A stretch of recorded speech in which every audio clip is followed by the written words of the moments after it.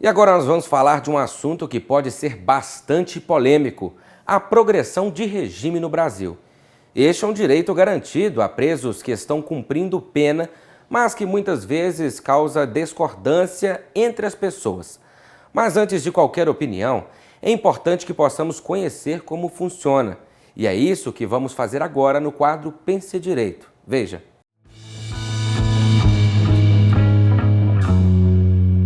Quando uma pessoa é condenada por um crime no Brasil, a sua pena pode ser privativa de liberdade, restritiva de direitos ou de multa. Especificamente com relação à pena privativa de liberdade, em que, como o próprio nome sugere, haverá um prejuízo à liberdade do sujeito, nós temos os chamados regimes penitenciários, que podem ser o regime fechado, semiaberto ou aberto.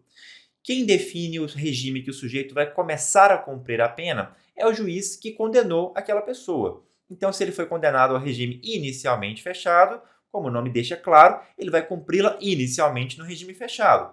Contudo, o fato de iniciar o cumprimento da pena naquele regime, ou fechado ou semiaberto, por exemplo, não quer dizer que o sujeito ficará para sempre nesse regime, porque no Brasil existe a chamada progressão de regime.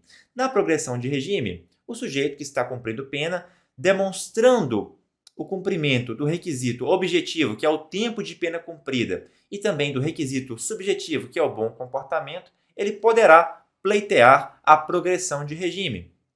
Só que não é assim como muitos pensam, que fica pouco tempo preso e aí depois progride e está liberado e acabou a pena. Não. Progredir de regime não significa extinguir a pena. Ele continua cumprindo a pena. A diferença é que vai cumpri-la de maneira um pouco diferenciada.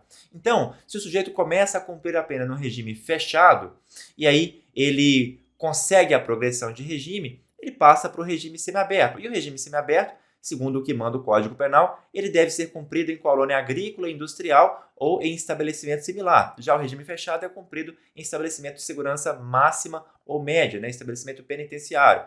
Ok, o que acontece é que em muitos locais, em muitas comarcas, nós não temos a chamada colônia agrícola ou industrial. Então, como o sujeito não pode, por culpa do Estado, em não fornecer vagas, suportar um regime mais grave do que aquele que ele já tem direito, que no caso aqui seria o semiaberto para quem já tem o direito de progressão, o Estado faz o quê? O Judiciário faz o quê? Ele relativiza e coloca o sujeito em condições de um regime menos grave, que seria o aberto. Então, por mais que juridicamente a situação dele seja de regime semiaberto, em razão da falta de vagas, o sujeito acaba sendo colocado em condições do regime aberto.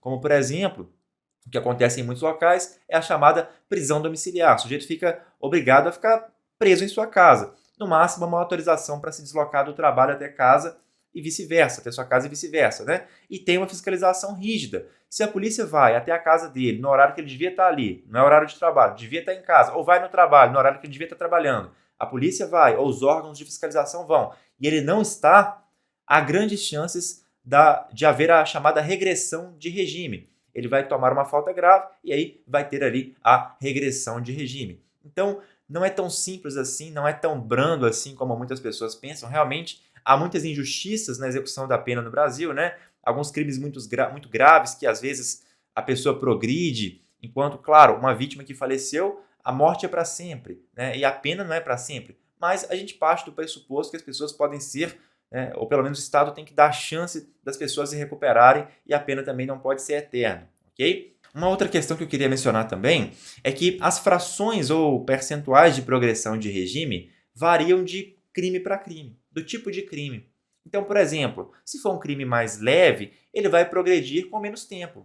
Vai ser necessário menos tempo de pena cumprida para o sujeito sair do fechado para o semiaberto ou do semiaberto para o aberto. Agora, se for um crime mais grave, vai ser necessário mais tempo. Por exemplo, imagine um homicídio qualificado ou um latrocínio, que são crimes hediondos com resultado morte. Imagine que o sujeito é reincidente em crime hediondo e aí pratica um novo crime que é hediondo também com resultado morte. Um exemplo, um homicídio qualificado ou um latrocínio. Nesse caso, ele só vai poder progredir depois de cumprir 70% da sua pena. É o que manda a Lei de Execuções Penais. Então não é que vai cumprir um sexto só, como muita gente acha. Não é assim que funciona. Para crimes mais graves, tem que cumprir mais tempo de pena antes de progredir. Ora, 70% é muito mais do que um sexto, convenhamos, É um cálculo aritmético simples. Então não é bem assim como muitas pessoas propagandeiam por aí. Claro, há crimes que são considerados um pouco menos graves, que realmente a progressão se dá de maneira mais rápida.